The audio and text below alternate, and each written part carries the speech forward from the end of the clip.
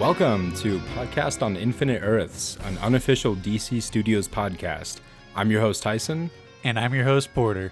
And we're writers, editors, and part-time filmmakers who love superheroes. Alrighty, ladies and gentlemen, today we are going to be breaking down Shazam 2, Fury of the Gods. We just watched it, and let's get into it. Yeah, so contrary to what the post-credits scene of the last movie would tell you, the villain is not the Caterpillar, Mr. Mind, or Dr. Sivana.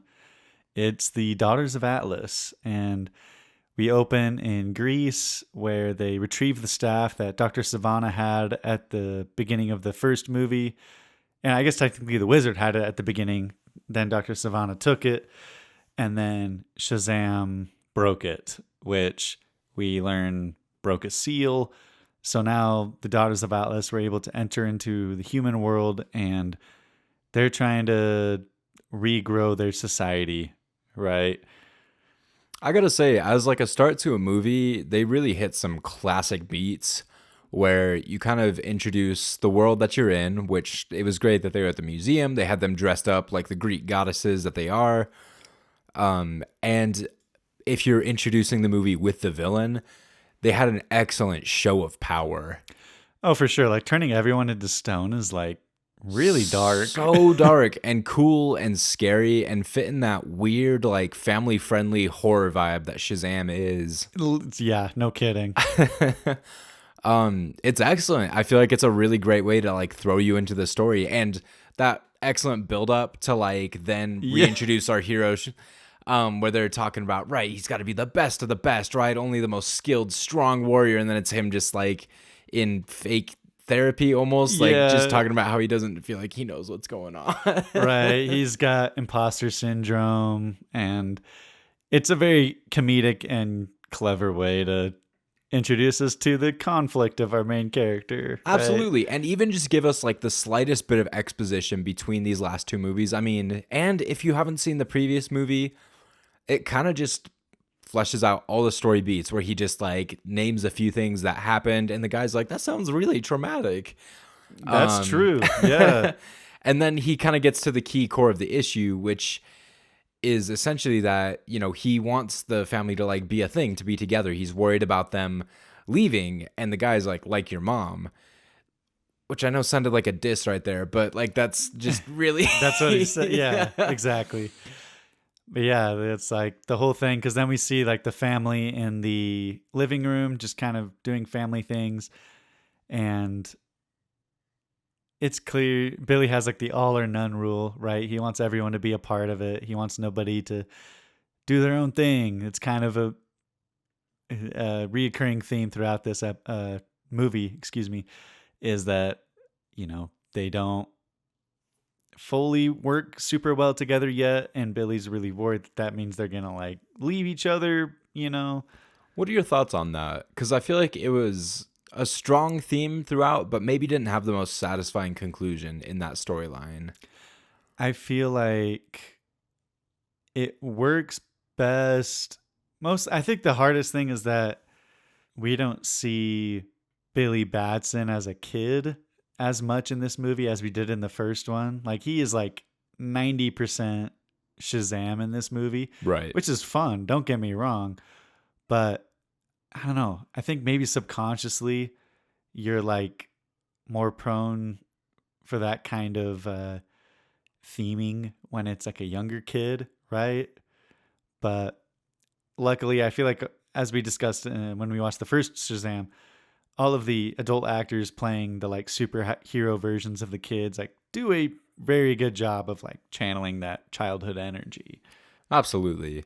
And yeah, it's an interesting story beat that is almost like a source of conflict between him and the others that he's trying to keep together, because he is adamant that anytime that they're saving the world or trying to, you know, make their city a better place, that it has to be together. So we get a great scene of this with them kind of trying to pick up the pieces on the classic set of a suspension bridge breaking.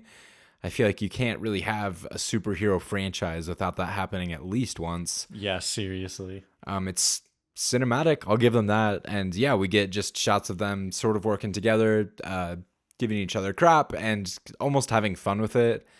And I think it's another great way to reintroduce our, Shazamly, I think they call it. Yeah, seriously. I'm with you. It's kind of just a classic whatever. Bridge breaking, they save him. I think like the stuff afterwards, right, where Shazam has like the dailies and he's trying to like Like a coach after like a yeah. football game. No, seriously. And like this layer, dude, oh, the makeover. it's It's great. It fits great in this world that they've built. absolutely. It's actually really, really fun. And I just love almost like that straight up teenage disrespect for such like a like sacred kind of place, right? Totally. The Rock of Eternity. And it's just now their little like hangout. I was gonna ask you, what did you think of the new Shazam suit? What's different about it? Because I did notice the lightning bolt is different on the top. Yeah, so what changed is I think there's more like detail on the like gold lining of everything. And then yeah, the lightning bolt is definitely the biggest thing. It's also kind of more of a maroon red as opposed to the brighter red of the first movie, I Yeah. think.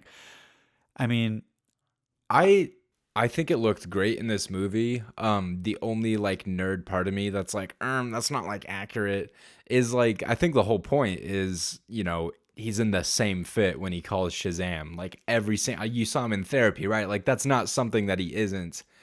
So for them to change it just feels the slightest bit like strange. I Do you think get it what you're needed an saying. upgrade? I don't, but I understand. I remember reading an article that like let me actually pull it up. So with the suit from the first movie, obviously they have to do a lot of different tests. They have to make a lot of different suits to see what works best. They have to make it out of certain fibers so that it shows up on camera. Okay, you and I know microfiber does not show up as well on camera. No.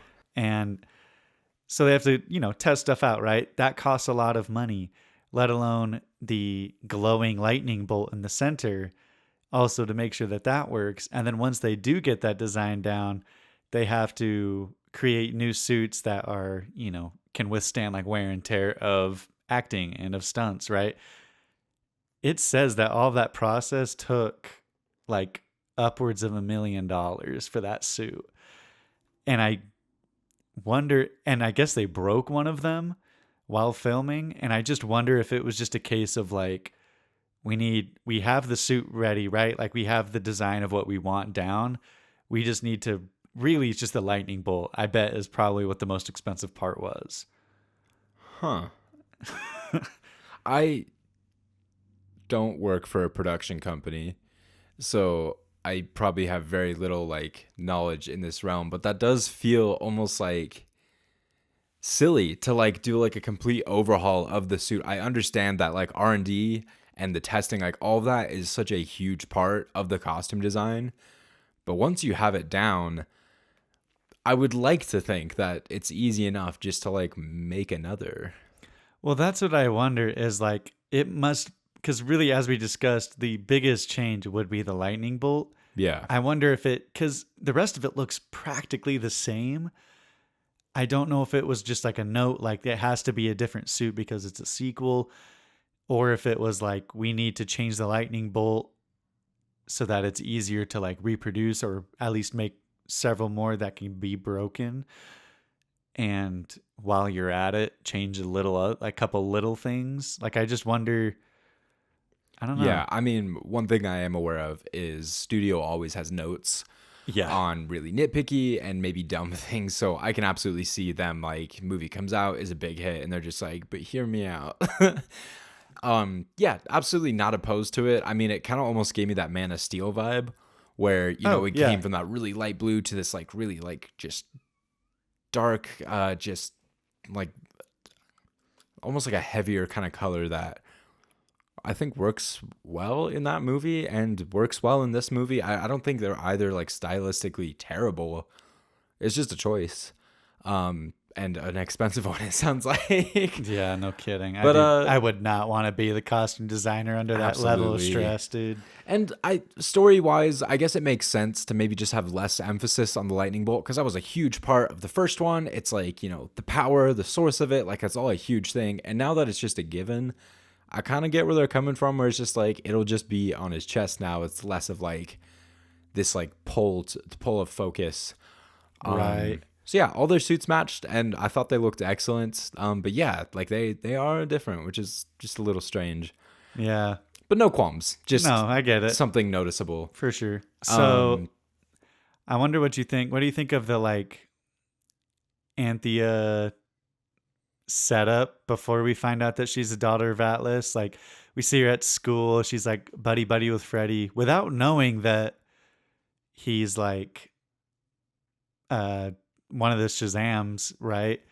yeah, I think it gives more weight to their eventual relationship because she didn't know, and that could have been like an ulterior motive if she did, and that ends up being a thing, and she kind of has that conflict of interest because she initially just meets Freddy and is kind of enamored by him, which is strange just because he's just goofy and annoying, and maybe that's just the high school dream, right? Is somebody who just kind of loves you for who you are type of deal. Right. But it's fun to see. To be fair, she's like what, 6,000 years old? She's probably like there's a lot more to this guy than Fair enough, yeah. our mortal brains can think of. Yeah, she's obviously seeing some stuff that I'm not. Yeah.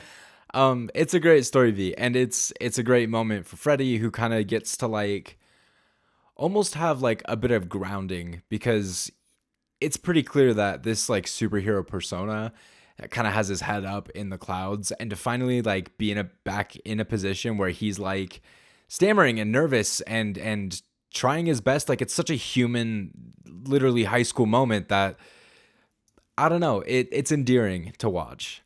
Yeah, super relatable.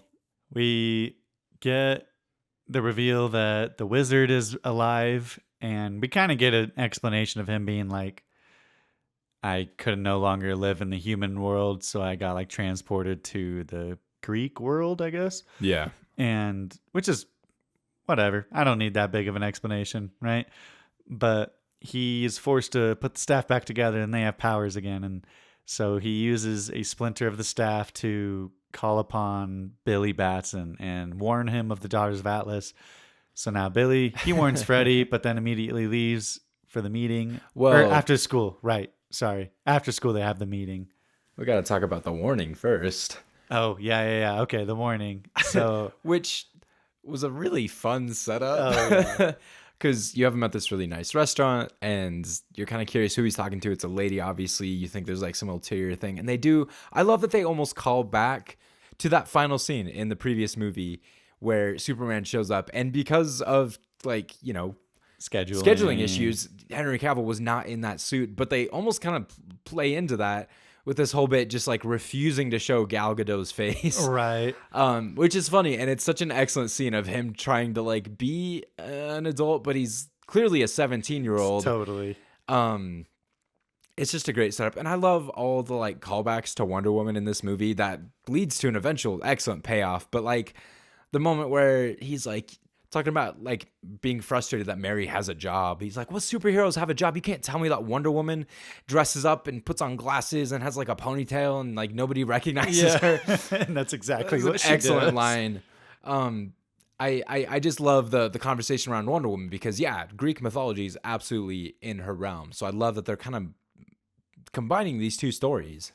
For sure. I feel like because when I think of Wonder Woman villains, they are mostly Greek mythology based. And for these villains to be Greek mythology based, it makes perfect sense that you would have a lot of Wonder Woman ties, right? As much as you can without her like taking over the movie, right? Absolutely. And yeah, I feel like the way that they incorporated her was absolutely very tasteful. Yeah, I'd agree. Super fun. Kind of that interconnected world in the right way, right? Not just one slow-mo fight in a room. Absolutely. That was a very strange addition to Black Adam. I I couldn't help but keep thinking about this movie while watching it. Jeez, you're just looking forward to. Okay, I have to ask. So when we finished last week, I'm not sure I was convinced that you were like, oh, maybe this Shazam is good. I'm curious now. Like, what's your I takeaway? was apprehensive for two reasons. One, we had just watched Black Adam. No kidding. And two, because at the end of the movie, it did feel a little campy at the end of the first Shazam movie, where like the whole family does their thing and now they're like, a team and it's so cute and wholesome. And it just felt almost like Disneyfied.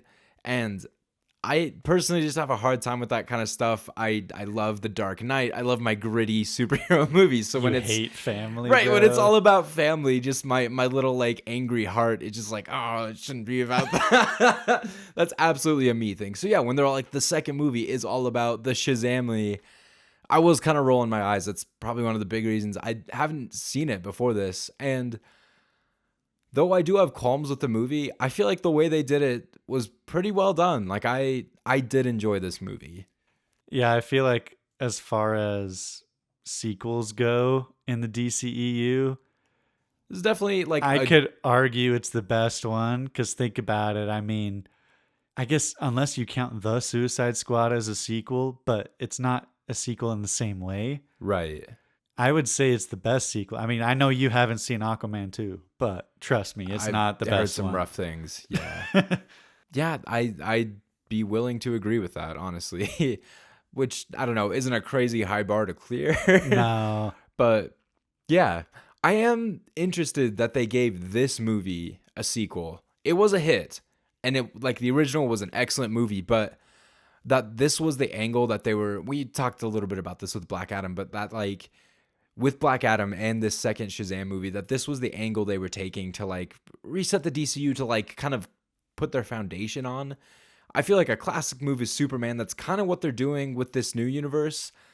But really anybody else in the Justice League is not a bad move. And they really went with a sort of no name. Yeah, like that B tier. Yeah. But I wonder if in their original idea, if Black Adam had just been a smash success and it was such a good movie, if either a third Shazam movie or they would have made another Justice League movie to tie it all together, right? Because Black Adam is famously a Shazam villain, right? And that's fair. And granted, there was some world building with the end credit scene, right? They wanted Right. him in the Justice Society, which was a big part of the Black Adam movie. Right. They could have really been trying to tie that in. I wonder if the sequel to Shazam was a case of similar to how we would talk about with the new DCU, where James Gunn is greenlighting these projects that you're kind of like, nobody asked for it, but we're here for it, right? Like the Clayface movie, right? Where I wonder if it was a situation where they had the script and they had the director and they were like really enthusiastic about it, and the studio was like, sure, right? Like, Yeah. knock yourself out. And I'm glad that it got made, right? Because I think of the post like pandemic DCEU stuff, I think this one is my favorite.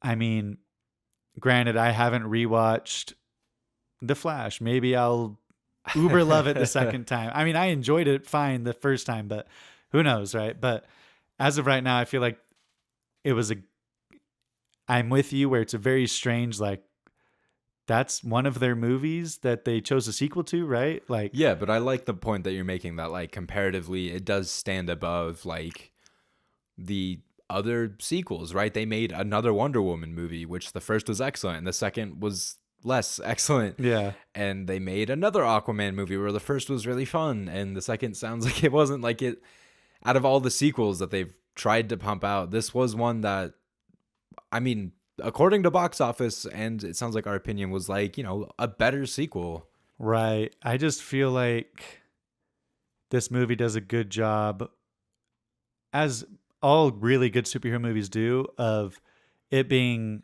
not so much about, defeating the bad guy. Like, a huge chunk of this first act and a lot of the second act is spent just showing how the siblings don't get along and Billy Batson's insecurities, right? And you set up that there's conflict between the three daughters, right? Which kind of adds another opposite, side of the aisle layer of this like family conflict dynamic. And I feel like because it does that work of setting up what it's supposed to be about, right? I feel like this was a case of they didn't have the idea for, oh, we got to have the Daughters of Atlas as a villain. Now let's figure out a story. It feels kind of more like okay, if we were to make a sequel to Shazam, where does that story naturally go as far as like, what would their next big issue be? It'd probably be trying to get along, right? As when they all have superpowers, and they built a villain and a script around that rather than what it feels like the other way around a lot of the time. Totally. And I feel like they really leaned on their biggest strength in that first movie, which was that family dynamic. Oh, yeah, yeah. And yeah, I totally agree with you that like the character development that they started with was, I mean, what made the first movie such a huge success is you start them out with these flaws and then you get them to like work it out throughout the movie, and that really endears you to them, and it makes like the conflict matter that much more. And yeah, they absolutely followed that formula in this one, and that would make sense why it would feel better. Right. I think it's a good idea. Okay, speaking of like the Daughters of Atlas and the daughter dynamic, I do like the scene where it's revealed that, Freddy is one of the Shazams to Anthea, and she's like, holy crap, like, did not know that, like, so sorry, right? Yeah, well, and for one, I mean, when we're talking about these shows of power, I was blown away. Geez. Like, right, the staff can just instantly take away their powers. That is some Legend of Korra, like terrifying totally. kind of. It kind of feels like like X-Men plot, right? Like Yeah. taking like from X-Men 3 Absolutely. with like the shot that could take away the mutant abilities. Because that is such a terrifying premise in any of these, right? When your power is like the powers, like it's all tied up in the powers. That's such the thing. And there's now a force that can take that away. Like so quickly. Yeah. And then it adds on top of that when the teacher comes out to check on Freddy, and the poor teacher just like They didn't need they to make do him that. walk off a building. Like that is so That dark. like That's like the equivalent of like the Office scene from the I was first about one. to compare it to that. That was the moment where like they try and really toe that like family friendly line where like they didn't show his body, but like that was dark as hell. And like he was like a good dude. We all like that actor. Like there was no need for that. But boy, yeah, once again, that show of power, dude. Genuinely terrifying villains. Oh, and I did like, like I said, the dynamic of you have Anthea, who is she obviously looks younger, so she's probably is by like, 50,000 years. Right. But her kind of being the more optimistic one, and then you have Espera, who is kind of more logical, right? And then you have Calypso, who's kind of got that darker edge to her. Like towards the end, kind of that like maniacal, almost like ex-girlfriend type energy. Just Totally. It's scary. And yeah, that's a great way to describe them. And yeah, this trio, I like that they have their own conflicts within each other, right? That both groups in like the opposing forces kind of have these issues that they're trying to resolve between themselves, because not all of them are always on the same page. Right. And one thing that I did not expect to like when it first happened, right? Like the first scene that happens, I'm kind of like, okay. And then it kind of grew on me was the Freddy and Wizard duo. Like, because the first time you see him in the cell, you're just kind of like, okay, they're just going to be in the cell, right? But no, they're active protagonists. They do stuff, and they have a funny dynamic, I think. It's kind of an excellent team up. Yeah. Because you get like a bit of that ish with Billy Batson in the original movie, where it's just kind of the person that thinks they know more type deal. And that was Billy, right? He's just like not looking to make friends, that kind of thing. And that is a great dynamic. But the wizard who like actually knows stuff. Yeah. And Freddy, who's just Freddy, right? Like I feel like he works with a lot of characters, because all they need is some like form of exasperation from them, and he like feeds off that, Oh, right? totally. I'm He glad that you pointed that out. That is such a fun duo. Yeah, that was a surprise part of the movie for me, that like the longer it went on, the longer it like grew on me, you know. Absolutely. Something I wanted to touch on that we missed earlier. I like how they set up this this personal conflict for Billy, because obviously there's the family relation issues, and that'll be a big theme of this. But much like the first movie, we wanted like some stakes in our protagonist, our main character, and I think the way they set that up was pretty elegant, where him talking to Mary just, was getting all upset that she has like an adult life and whatnot. And she just kind of calls it out that, like, look, you're going to be 18 soon, right? And that just means that, In the there's, foster care system, they legally don't have to keep you there, right. right? She's making it out to be that, like, he is now going to be kicked out of his family. He's like a burden to them, that, like, there's all these issues around that. And that's a clear fear for him, because he's just found his family, and the idea of it being like taken away from him, I think is just a great conflict. I like that kind of makes him like pull inwards and kind of try and keep the family together, which has the opposite effect of almost pushing Right. him apart. Tightens the grip. Kind Absolutely, of thing. right. Like, he's Yeah. so desperately trying to clutch this like sand pouring out of his fist. And I think it's just an excellent story beat. Like, it feels very convincing. Yeah, that is a good part. And there's like a lot of little setups, right? You have him calling Rosa Rosa instead of mom, which Yeah, isn't super fleshed out, but it's just enough that it is nice when he calls her mom at the end, right? absolutely. Right. They have so few interactions that those two key moments are a great polarity. Yeah. Oh, one thing. Okay, me and you were both like, this is so cool. But they have like the setup for Late in the Dragon, when Dude. Freddy and the wizard are like sent to the pit, and uh Anthea like gets them out of it, right? But just that like shrouded in darkness, it's clearly a dragon. They alluded to it earlier when they were going through like the books, right? And it's just exciting because dragons are cool. Oh yeah, from a visual effects perspective, this movie cooks. And obviously there are moments where we're kind of leaning into that Flash territory we saw in Black Adam, where, like, especially in these daylight scenes, I've started to notice it starts to get a little weird when people are flying around. Like, it's starting to hit that uncanny, still can't put my finger on it, but I'm sure you notice it kind of thing. Well, that's a reason why like the 2014 Godzilla from Gareth Edwards and his previous movie Monsters that we watched together, with Scoot McNairy. Scoot McNairy, yeah. Any monster special effects they have, it's gonna be at night because it looks Yeah. so much better at night. Well, and I recently learned that when you actually crush the blacks in an image, it gives it a more fantastical look. And when you don't, when you have like them raised up and everything's in, I guess you call it like a legal range, it tends to just look more realistic. And with monsters and crazy stuff like this, you need that fantastical feel. So nighttime works so well. So the introduction of this dragon is dope and terrifying. And speaking of Godzilla, it had that blue energy. Totally. It's such an excellent look. I was like genuinely floored by the design on this dragon. That was just well done.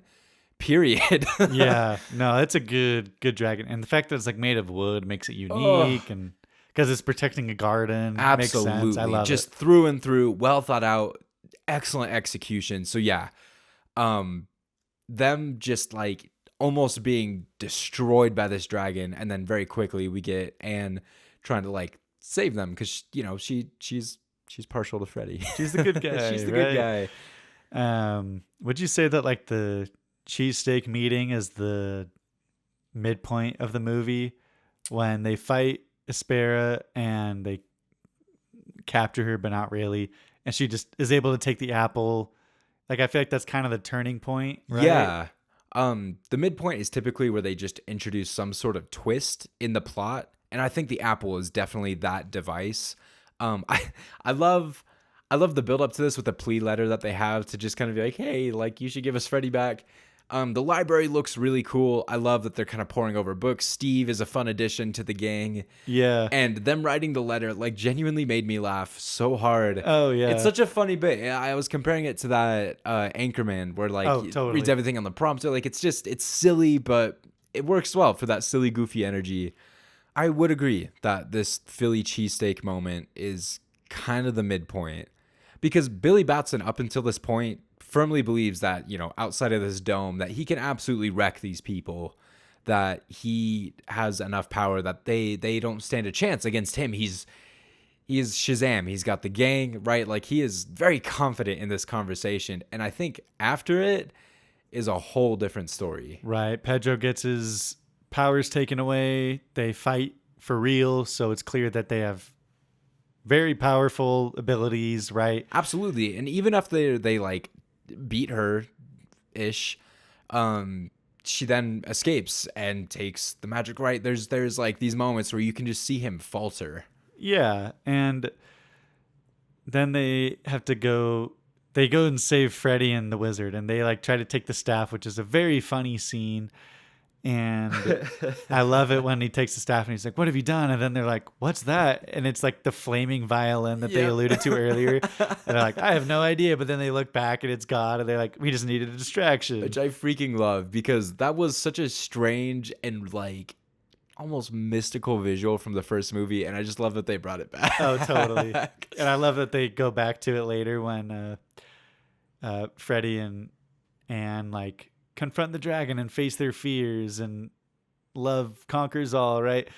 And then Shazam like interrupts it by pulling the dragon's tail, and then he goes like, "Freddy, Ann, don't!" And they both look around and they're like not doing anything, and he's like, "Oh, I need a distraction again." Right, Got you, it's like that very childish way of trying to get a one-up on somebody. Totally. And I love it. It's so funny. It works so well. And yeah, I mean, I think that's a great story beat of them trying to rescue Freddy and the wizard, because from there it very naturally takes the fight to the real world. Right. It solidifies Calypso's want to like destroy the real world because sets up the climax. absolutely. Right. And then it just brings the battle to Philadelphia, and that's kind of where the stakes are, and it's awesome. I mean, I love that they rope the parents into this very quickly because they're just like, "Hey, like not very much time to explain, but like this is us, help," because they're all kids, right? Totally. And then the dragon shows up, and once again, what an excellent, Even excellent in all beast. daylight, it's so good. It just looks good. They plant the apple in a baseball stadium, and the tree of life starts growing, and it expands, and it kind of sets up that like final conflict, right? Like you have the mythological creatures scouring the city, which are really fun to see, right? Yeah. I do want to ask you though. I wrote this down because last movie, Black Adam, we were both kind of like the super speed. Like, why doesn't he just use that all the time?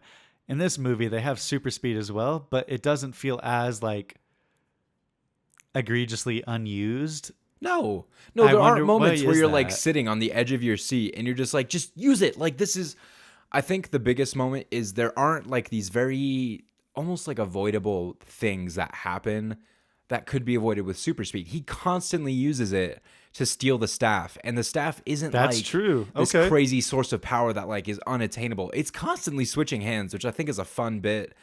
Other than the staff, there aren't many moments, right? People like dying or anything like that. The biggest threat is the city's being destroyed and they can take away their powers, but they're not going to like kill them or anything like that. That could be avoided with super speed, which was a constant failure in Black Adam. Okay. I'll take it. I'll take it. I mean, for having so many qualms with that in that movie, they absolutely, you're right. Like I didn't notice that in this movie because it was used. Like they That's used true. the power The they staff had. was absolutely, yeah. Even for little things, right? Darla comes back from the cell being like, "Oh, she escaped," right? Yeah. Like she uses super speed. Like that makes perfect sense, right? Yeah. And yeah, I guess I'm with you there. That makes sense. And it also helps that they're like kids, so you don't expect them to be as like, I know exactly what to do every time, right? Yeah. Well, and Darla is adorable. Okay. I like for all the kids, they all kind of grow up into their own people. A lot of them are teenagers by now. Right. Pedro comes out, he has like a very adult moment. Mary has like a job. They're all just people. They're like adult people living in like this almost adult world. Some of them still in high school. Darla's just still the kid. She has that moment with the yellow Skittles, where Oh, yeah. she like has a heart. She wants to feed the prisoner, but you don't get any of the good Skittles, and that's Yeah. just like that just makes me smile It's because it is so that childish funny. energy. Absolutely. Yeah, the dragon breaks out. They are able to steal everyone's powers. And I love it when they zap Freddy and he's like, not again, right? Yeah. But yeah, they're able to. I guess this happens technically before the tree starts expanding, but yeah, they are all powerless except for Billy. And that's kind of where you get like the emotional climax, sort of, right? You get the family be like, no, like, Billy, you're obviously going to have a home here when you grow up. And he calls Rosa mom. And uh, the wizard is like, I chose a champion because, if everyone's given a chance, they can be a champion. And it's very Absolutely. much that very good like hype up for the superhero before the final battle. Well, and I think gives like weight to the what feels like impending sacrifice that he's going to have to make. Oh, for sure. And I do like, while I'm not like 100%, it doesn't work for me. I would say it like 70% works for me. The like family subplot during this final fight. Like, it's fun. I laugh quite a bit. It's enjoyable to watch. I just don't think it has that like X factor of just like feeling necessary. That's fair. But also, if they weren't present, it would have felt strange that they weren't there despite being such a big part of the movie. It's a very weird conflict I have. Where like the fact that it's there is a necessity, but it being there doesn't preclude the possibility that it'll have like emotional like gravity. Exactly. I mean, the unicorn thing was fun. Like, very silly, very just, I I liked don't that. know. It Yeah. it felt like a an excellent payoff to like a very small planting from earlier. Another excellent creature design were these dope ass unicorns with like the obsidian horn, and Yeah. I think I just like the color black. And an excellent product placement for Skittles, I will say, Yeah, if you're going to do it, that's the way to do it, right? Um, unequivocally. I love the fight with the dragon. I think it's a very fun, like, Superman fighting the kaiju in the new Superman movie. It's just big. It's fun to watch. I do have to say, though, I do like when the dome closes, right? He teams up with the other daughter and they're able, like, okay, we have a plan. We're going to overcharge the battery and it's going to explode. So they close the dome to just the baseball stadium. And right before this really, really fun fight with Calypso and the dragon, you get him kind of giving his like final goodbyes to Freddy and the family. And well, in like any other superhero movie, you're kind of like rolling your eyes at this. I'll admit, when I saw this in theaters, kind of having that meta knowledge of like, well, they're resetting the DCU. So like, it doesn't, like, he could die, right? Like, there's nothing stopping them from letting him die. Yeah. I was like, okay, he might die. And that was a real, like, interesting thing for me to see, right? Because, like, sitting through this, I was very verbal about, like, they're not going to let him die. You don't let a Right. hero like this die unless it's, like, the most epic Tony Stark, like, sacrifice. Totally. Right. Obviously, they're going to bring him back. And the way that they built it up and the way that it happened was, like, it felt heavy and dark because he definitely died. Right. And like the visuals of just like nighttime with the lightning Oh, I, excellent fight. and the final blow of like him having to say Shazam for that final like lightning bolt was a very poetic way, right? For him to So defeat them. freaking cool. Yeah. Absolutely. Very well written. So And I will say, as like spastic as Freddy's actor can be, like he plays the role well, and he got an excellent moment to like flex his acting muscles there, because I very much believed that he was like shaken to his core that Billy could be gone. oh yeah. Well, and I remember I was like, I could feel your energy that you don't believe that he's dead, and you were like, well, he's not. And I was like, he is. And then they like bury him and I I was sitting there just like, no freaking way they do this. right. And they do it in like the Greek area, which is cool to look at. We didn't really get to spend happy time there, right? It was always in like the dungeon.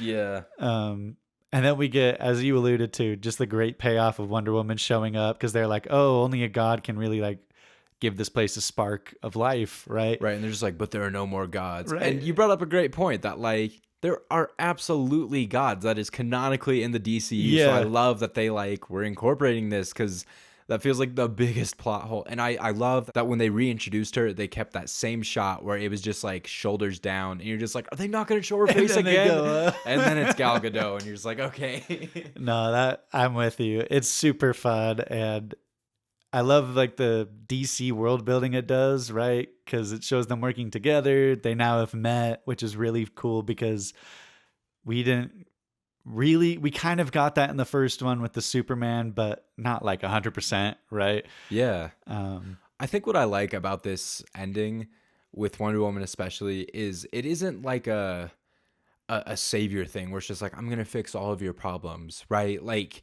none of them have powers. Billy is dead, and she's just all like, I can give power back to the staff and we can maybe save the garden. Like, right. that was the point of that. And then just as events unfolded, everything was pretty much fixed. We get that hilarious zombie hand out of the grave. Billy's obviously alive. They can't kill him off like that. I was so right. And then the family gets their powers back. The parents get powers, and they have this wholesome denouement where everybody is just one happy family. Anne is kind of chilling with Freddy. Like it's Right. No Shazamming in the house. right. It is such a cute tie up to the movie. I was actually a really big fan of that ending. Yeah. No, it's a very well written, right? It was. I feel like the movie wasn't made for spectacle. It was like written right with a purpose, and then the spectacle got added afterwards. Yeah. Um, I do want to get into these end credit scenes because I feel like Yep, those are my much next like notes. Black Adam, it did detract a little bit from the movie. One of them especially, but I don't know. We could view it as satirical. Let's go in order though. We do start our first one with Harcourt and Economos, which always a fun duo to see. Freaking love those two because they're just the worst with each other. oh, for sure. And it's just they're just the ones who like started together and they'll probably die together, man. yeah, seriously. Great duo. And yeah, them walking, complaining, going to find what we assume is Shazam. And it is Shazam. And them offering him a place in the Justice. And he immediately accepts. And I don't know if you thought it at the time, but I was immediately just like, well, obviously it's not the League. And that's why they did that. And yeah, for sure. it was not. And yeah, it's the just JSA, right? And it's a funny bit, and I like it. Question for you though. So, as this movie had come out after the announcement of the DCU, and with this being Harcourt and Economos, which didn't need to be there, is there a hypothetical world do you see where they use this as an excuse to tie in Shazam, right? Because they kind of technically did it with the Suicide Squad.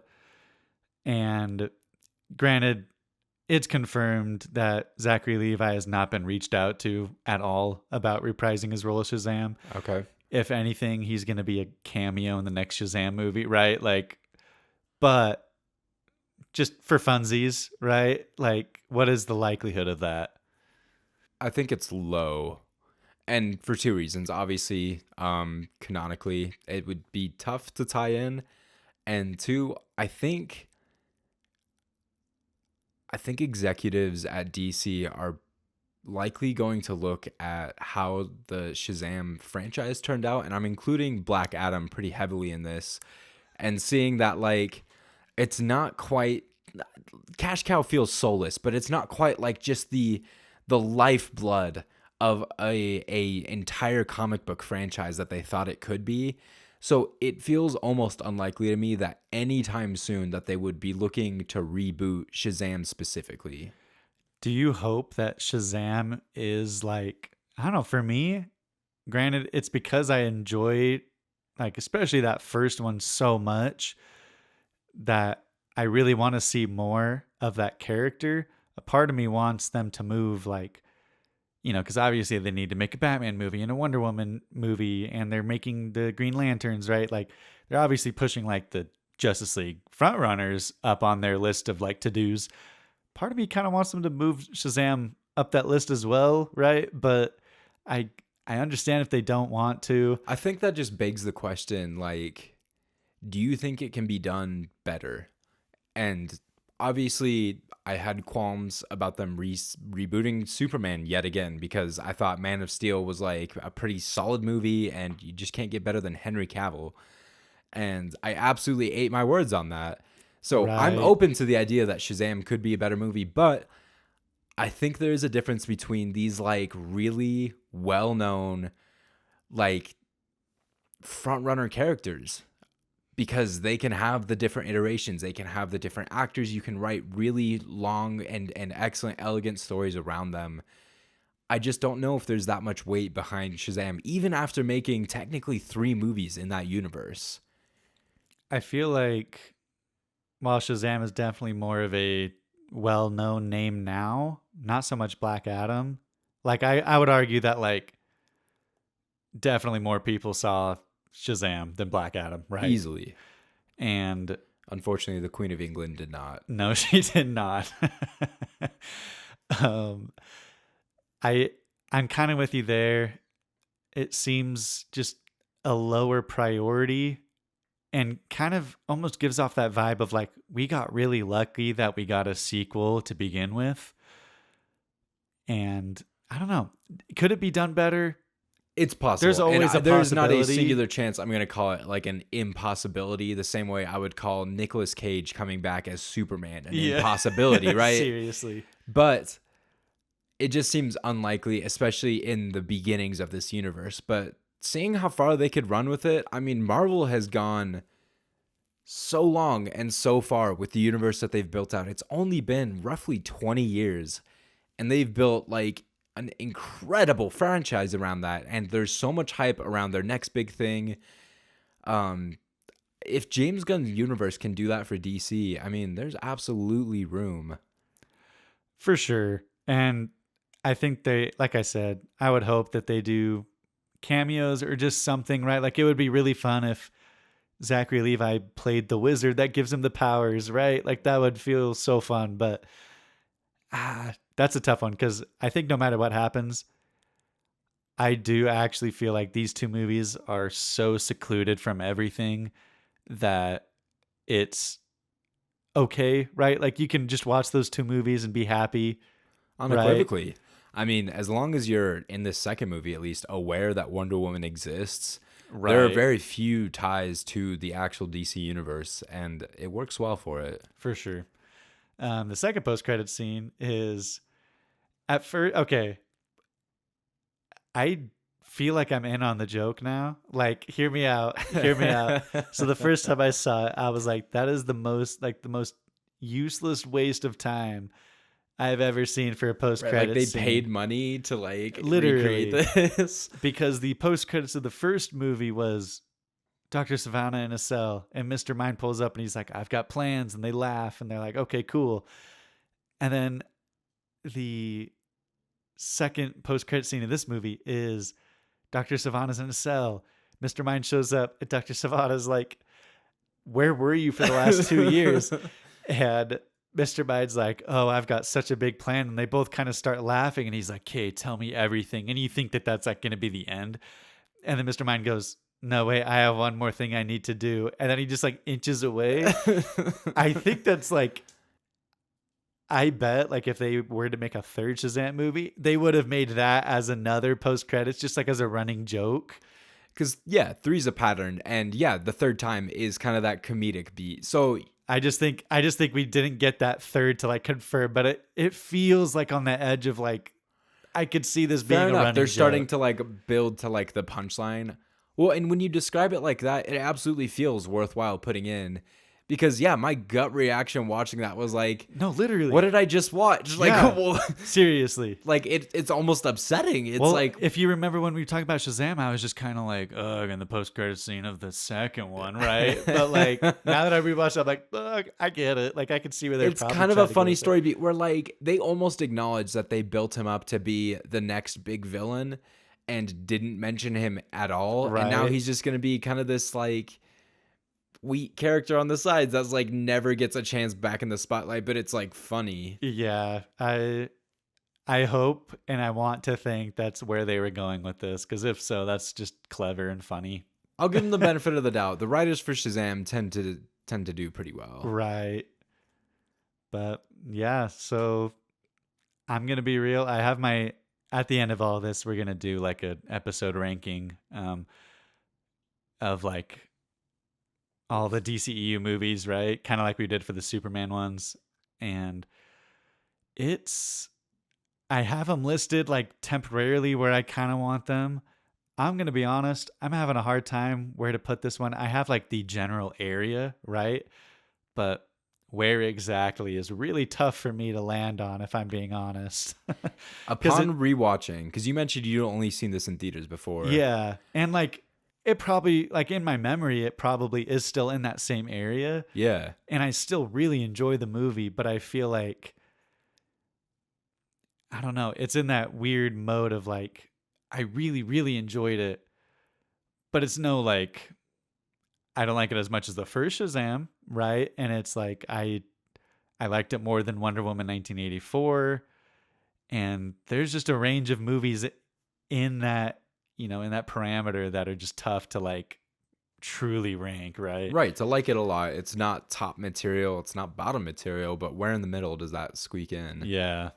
But I think it's a good movie. I mean, I think this is an easy recommend. Like I said, right? Like the first and second Shazam movie, it's a great pair. You'll enjoy it. If you liked the yourself. first one, this is a very excellent sequel. I will Yeah. agree. It's fun. It's well done. It's unfortunately nearing the end of the DCEU. Well, yeah, we have 3 more movies now. So next up, we've got The Flash, which I only ever saw once in theaters, and it was like a Monday night before like big premiere. It was very exciting. I had a great time. Just overall very good theater experience. I remember enjoying the movie. It's not like top tier, but I am excited to rewatch it and maybe have more mature thoughts about the whole thing over time. Absolutely. I mean, a movie upon rewatching, I feel, is a lot easier to analyze because you're less, for better or worse, drawn into the story, and you're more able to like kind of look at it from a critical perspective. And I feel like that's what makes great movies great, is because they absolutely hold up. And I'm just excited to see where this movie kind of lands, because I'm in the same boat as you. And there were some awesome moments. I loved the great canonical reset of the DCEU that they like leaned into. Right. And this is, I think I said this last time, The Flash is probably the closest thing we'll ever get to a DCEU endgame, because it ties back in from Man of Steel. And it brings back a bunch of people. Exactly. Unless they do the animated, Justice League sequels that we were talking about, a while back that was theorized, this is it, right? Pretty much. Which, yeah, it's a solid movie. I remember. Yeah, it'll be fun to rewatch and talk about it. Looking forward to it. Yeah, we'll see you guys next week. We'll catch you then.